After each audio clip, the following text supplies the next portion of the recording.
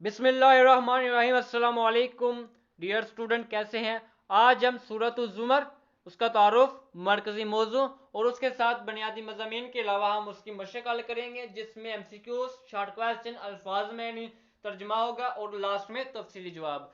तो चलते हैं अपने लेक्चर की तरफ। सबसे पहले तारुफ। सूरत ज़ुमर कुरान मजीद की 39वीं सूरत है।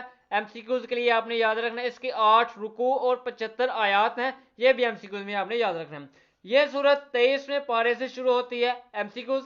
यह सूरत मक्का मुकर्रमा में उस वक्त नाज़िल हुई जब मुसलमानों को कफ़ारे मक्का के हाथों सख्त मुसीबतों और अज़ियतों का सामना करना पड़ रहा था। यह मक्की सूरत है, यह भी आपने याद रखना है। इस सूरत की आयत नंबर 10 में मुसलमानों को हिजरत की इजाज़त दी गई। MCQs कि अल्लाह ताला की ज़मीन बहुत वसी है, मुसलमान किसी ऐसी ज़मीन की तरफ हिजरत कर सकते हैं जहां वो आज़ादी और इत्मीनान से अल्लाह ताला की इबादत कर सकें। जुमरुन जुमरातुन की जमा है, इसका मैनी ग्रोह है। इस सूरत के आखिर में यह बयान किया गया है कि किस तरह कफ़ार को ग्रोहों की शक्ल में दोज़ख की तरफ ले जाया जाएगा। इस सूरत के आखिर में यह बयान किया गया है कि किस तरह कफ़ार को ग्रोहों की शक्ल में दोज़ख की तरफ ले जाया जाएगा और किस तरह अहले ईमान को ग्रोहों की शक्ल में जन्नत की तरफ ले जाया जाएगा। इसी बिना पर इसका नाम सूरत ज़ुमर रखा गया है। सूरत ज़ुमर बहुत अजीम और फजीलत वाली सूरत है। सैयदा आयशा बयान फरमाते हैं कि नबी करीम इस वक्त तक सोते नहीं थे जब तक सूरत बनी इसराइल और सूरत ज़ुमर की तलावत नहीं फरमा लेते थे। मरकज़ी मौजू। सूरत ज़ुमर का मरकज़ी मौजू मुशरिकीन के अकायद बातिला की तरदीद, तौहीद बारी ताला और क़यामत के दलाइल का बयान है। बुनियादी मज़ामीन। सूरत ज़ुमर का आगाज़ इस बयान से हो रहा है कि कुरान मजीद अल्लाह ताला की तरफ से नाज़िल करता है, फिर अल्लाह ताला की खालिस्तन इबादत का हुक्म फरमाया गया है। इस ज़िमन में इन लोगों के तर्ज अमल की मजम्मत और नफ़ी फरमाई गई है जो अल्लाह ताला के सिवा दूसरों को वली बना लेते हैं और उनकी इबादत की दलील ये देते हैं कि वो हमें अल्लाह ताला के करीब करते हैं। अल्लाह ताला ने इन लोगों को झूठा और नाशुक्रा करार दिया है और फरमाया है कि अल्लाह ताला ऐसे लोगों को हदायत नहीं देता। इसके बाद अल्लाह ताला ने अपने लिए औलाद की नफ़ी फरमाई और अपनी कुदरत और अजमत के दलाल जिक्र फरमाए हैं कि वो ज़मीन और आसमान का खालिक है, वो रात को दिन पर लपेटता है और दिन को रात पर। इसने सूरज और चांद को मुसक्कर किया, वो नफ़ा और नुकसान का मालिक है, वही मौत और हयात का मालिक है। उसी ने तुम्हें एक जान से पैदा फरमाया और तुम्हारे लिए चौपाई पैदा फरमाई। वही तुम्हारी माओं के पेटों में मुख्तलिफ मराज से गुजार कर तुम्हें तख्लीक फरमाता है। वही तुम्हारा रब है जिसके सिवा कोई माबूद नहीं। अल्लाह ताला की कुदरत कामला के दलाल जिक्र करने के बाद इंसान को मुखातब करके कहा गया है कि अगर तुम उसके बावजूद अल्लाह ताला की नाशुक्री करो तो वो तुमसे बेनियाज है, और अगर तुम उसके शुक्रगुजार बनोगे तो वो तुम्हारी इस अदा को पसंद करेगा। फिर खुशहाली और बदहाली में मुशरिक इंसान की हदत का जिक्र फरमाया गया है कि जब ऐसे इंसान को कोई तकलीफ पहुंचती है तो वो अपने रब को पुकारता है, लेकिन जब अल्लाह ताला उससे कोई नेमत फरमाता है तो वो अपने रब को भूल जाता है और उसके साथ शरीक बना लेता है। फिर इन खुद साख्ता माबूदों को अल्लाह ताला के यहाँ सिफारशी समझता है। जबकि मोमन का ये किरदार जिक्र किया गया है कि वो रात की गरियों में सजदा करते हुए और क़याम करते हुए अल्लाह की इबादत करने वाला, आखिरत से डरने वाला और हर हाल में अल्लाह ताला की रहमत का उम्मीदवार होता है। सूरत ज़ुमर में नबी करीम को खिताब करते हुए हुक्म फरमाया गया कि अहले ईमान को तकवा अख्तियार करने का हुक्म दें। फिर नेकी का सिला बयान किया गया है कि जिन्होंने इस दुनिया में नेक अमाल किए उनके लिए अजीम भलाई है, और अगर कहीं दीन पर अमल करना मुश्किल हो जाए तो वहाँ से हिजरत कर जाओ, क्योंकि अल्लाह ताला की ज़मीन बहुत वसी है और सब्र के साथ मुश्किलात का मुकाबला करने वालों के लिए बेहिसाब अजर है। फिर नबी करीम की ज़बानी लोगों पर वाज़ेह करवाया गया है कि मुझे अल्लाह ताला ने हुक्म दिया है कि मैं इसकी इबादत करूँ, उसका फरमाबरदार रहूँ और उसकी तौहीद का प्रचार करूँ। सूरत ज़ुमर में अल्लाह ताला ने फरमाया कि सिफारिश की तमाम सूरतों का मालिक अल्लाह ताला है, उसकी ज़मीन इजाज़त के बगैर कोई सिफारिश नहीं कर सकता। ज़मीन और आसमान की बादशाही उसी की है, लिहाजा उसी को पुकारना चाहिए। इस सूरत में बंदों को तौबा और अल्लाह ताला की तरफ रजू की दावत दी गई है और अरशाद फरमाया गया है कि अल्लाह ताला की रहमत से मायूस ना हो, बेशक वो तमाम गुनाहों को बख्शने वाला है, लिहाजा अपने रब की तरफ पलट आओ और उसके मती व फरमा बरदार बन जाओ। सूरत ज़ुमर के आखिरी हिस्से में शिरक की मजम्मत और अल्लाह ताला की वहदानियत बयान की गई है।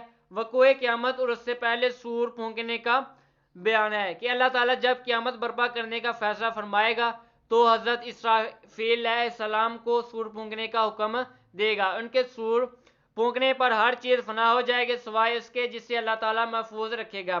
پھر دوبارہ سور پھونکا جائے گا تو تمام لوگ اٹھ کھڑے ہوں گے، لوگ اپنی اپنی جگہوں کے سے نکل کر میدان محشر میں جمع ہوں گے اور اللہ تعالیٰ کی عدالت لگے گی۔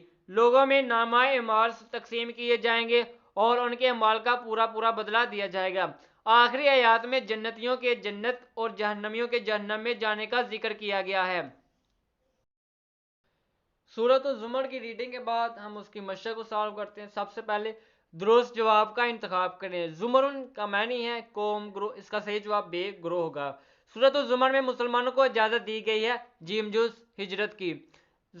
زمین و آسمان کی بادشاہ کا مالک اللہ تعالیٰ کو سمجھنا ہے، عقیدہ توحید الف جز۔ دوسری بار سور پھونکے جانے کے فوراً بعد لوگ جائیں گے دال جز محشر میں۔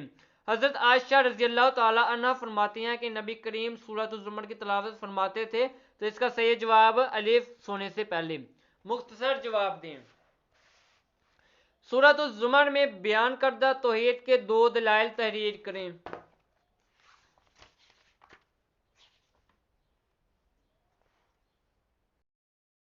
اللہ تعالیٰ نے اپنے لیے اولاد کی نفی فرمائی، پہلا یہ دلائل اور دوسرا وہ زمین و آسمان کا خالق ہے۔ یہاں تک اس کا جواب ہے۔ اس کے بعد دوسرا سوال، سورۃ الزمر میں کن دو گروہوں کا ذکر ہے؟ پہلا گروہ کفار کا اور دوسرا اہل ایمان کا گروہ۔ اس کے بعد سورۃ الزمر میں مومنین کی کن دو صفات کا ذکر کیا گیا ہے؟ وہ رات کی گھڑیوں میں سجدہ کرتے ہوئے اور قیام کرتے ہوئے اللہ تعالیٰ کی عبادت کرنے والے، ٹھیک ہے، پہلا یہ ہوگا، اور دوسرا ہر حال میں اللہ تعالیٰ کی رحمت کا امیدوار ہوتا ہے۔ تیسرے شارٹ کویسچن کا یہ جواب ہوگا۔ پھر قیامت کے برپا ہونے کے مراحل تحریر کریں۔ اللہ تعالیٰ جب قیامت برپا کرنے کا فیصلہ فرمائے گا تو حضرت اسرافیل علیہ السلام کو سور پھونکنے کا حکم دے گا۔ ان کے سور پھونکنے پر ہر چیز فنا ہو جائے گی سوائے اس کے جسے اللہ تعالیٰ محفوظ رکھے گا۔ پھر دوبارہ سور پھونکا جائے گا تو تمام لوگ اٹھ کھڑے ہوں گے، لوگ اپنی اپنی جگہوں سے نکل کر میدان محشر میں جمع ہوں گے اور اللہ تعالیٰ کی عدالت لگے گی۔ لوگوں میں نامہ اعمال تقسیم کیے جائیں گے اور ان کے اعمال کا پورا پورا بدلہ دیا جائے گا۔ یہاں تک چوتھے سوال کا جواب ہے۔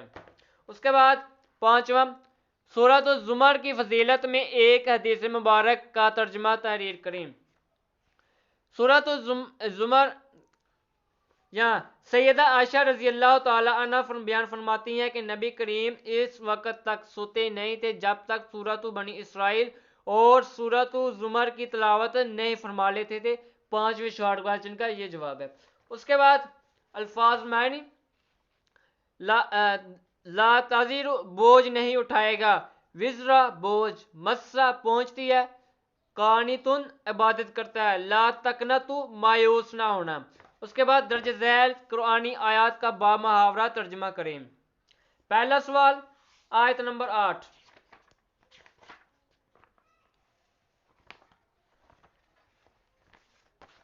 یہاں سے،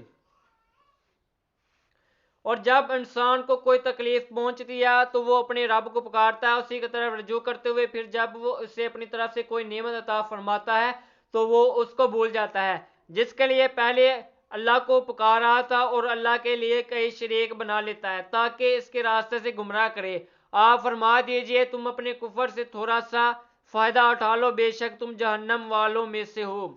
دوسرا سوال، اس کے لیے آیت نمبر 11 سے لے کر 13 تک جواب ہوگا۔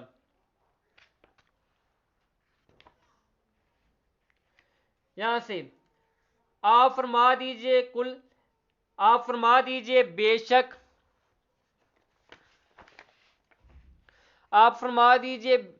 بے شک مجھے حکم دیا گیا کہ میں اللہ کی عبادت کروں، اس کے لیے دین کو خالص کرتے ہوئے، اور مجھے حکم دیا گیا کہ میں سب سے پہلا مسلمان بنوں۔ آپ فرما دیجئے اگر میں اپنے رب کی نافرمانی کروں تو بے شک میں ڈرتا ہوں ایک بڑے دن کے عذاب سے۔ یہاں تک اس کا جواب۔ اس کے بعد تیسرا سوال آیت نمبر 53،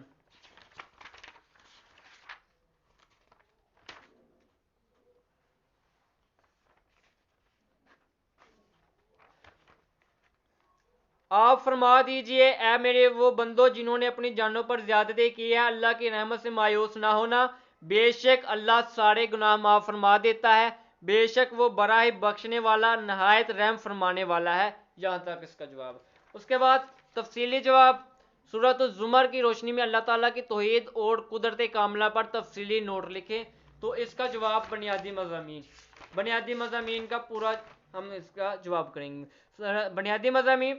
سورۃ الزمر کا آغاز اس بیان سے ہو رہا ہے یہاں سے لے کر آخری آیات میں جنتیوں کے جنت اور جہنمیوں کے جہنم میں جانے کا ذکر کیا گیا ہے. یہاں تک اس کا جواب ہے.